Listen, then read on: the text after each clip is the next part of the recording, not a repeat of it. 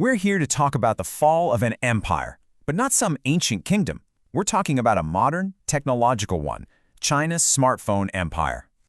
And I mean, it's really hard to overstate just how dominant they were. You had brands like Huawei, Xiaomi, OPPO, and Vivo. They weren't just competing, they were absolutely conquering the global market, especially in developing nations. And they did it with a super simple, super powerful promise. You get amazing performance, but for a really low price. And wow, this chart just lays it all out, doesn't it? The sheer scale of their success and then their fall. I mean, at their peak, these Chinese brands altogether held more than half of the entire global smartphone market. Just look at that bar. Now look at where things stand today. That's not a dip.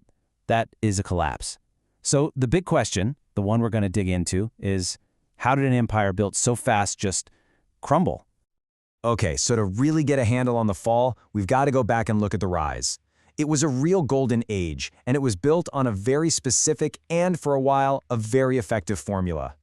And it really all boiled down to these four key pillars. First up, they had Google's Android. I mean, a free, world-class operating system right off the shelf. Perfect.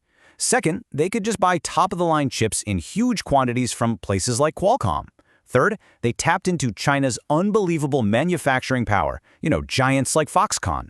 And last but definitely not least, they had this massive protected home market that was just hungry for their phones. Put all that together, and for a while there, that combination was just unbeatable.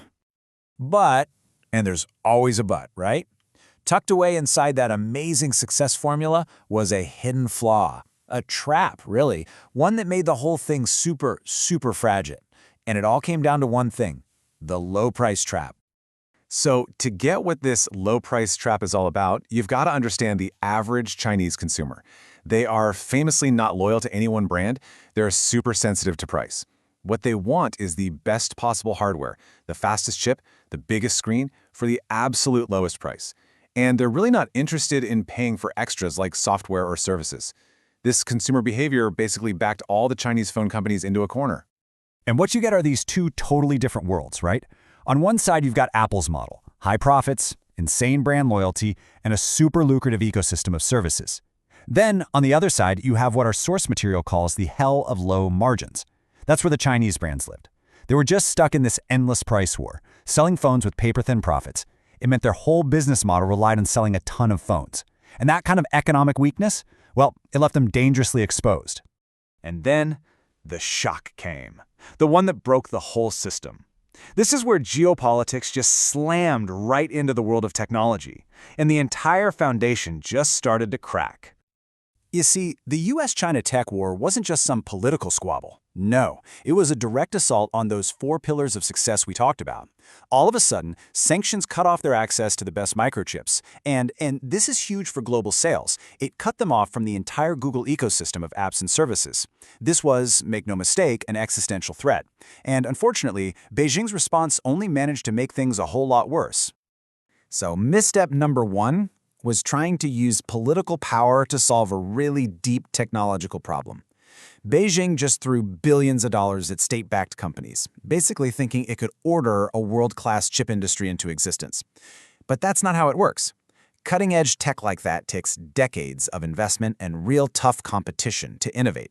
You can't just command it to happen overnight.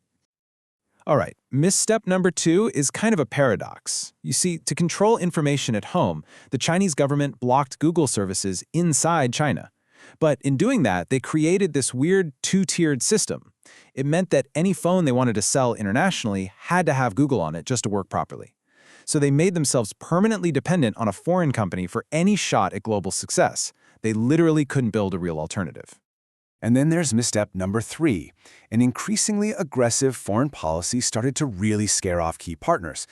We're talking about the world's best high-tech suppliers in Japan, South Korea, Europe. They actually started redesigning their supply chains to actively avoid China. This didn't just cut off finished products, it cut off the essential bits and pieces and the expertise you need to build the technology in the first place. So you add up all these missteps, and what do you get? An irrecoverable collapse.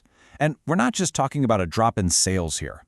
The very structure of the industry was breaking down from the inside out. First, let's talk about the chip bottleneck. This is real, and it is an absolute deal breaker. There are these incredibly specialized machines called EUV machines, made by a Dutch company, ASML. Without access to those, China simply cannot mass-produce the advanced chips you need for a modern high-end smartphone. Period.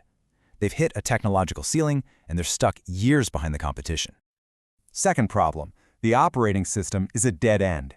You've probably heard of Huawei's Harmony OS, but it's not really a true competitor to Android, built from the ground up. It's mostly just a version of Android's open-source code.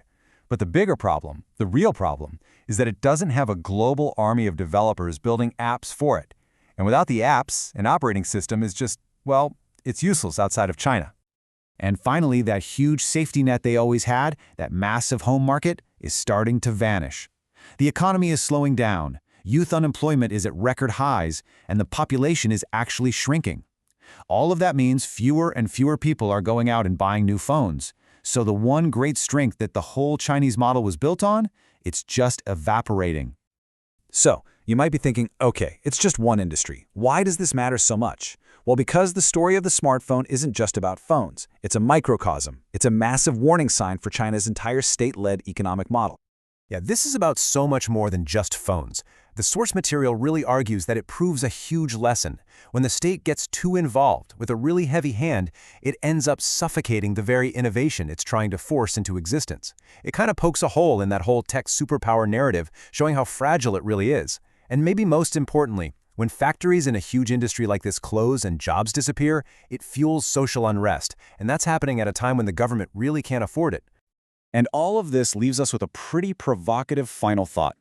When an industry that was once this massive symbol of national pride and tech power collapses under the weight of its own flawed model and political decisions, you just have to wonder, are we just watching one industry's story play out, or are we getting a preview of a whole nation's future?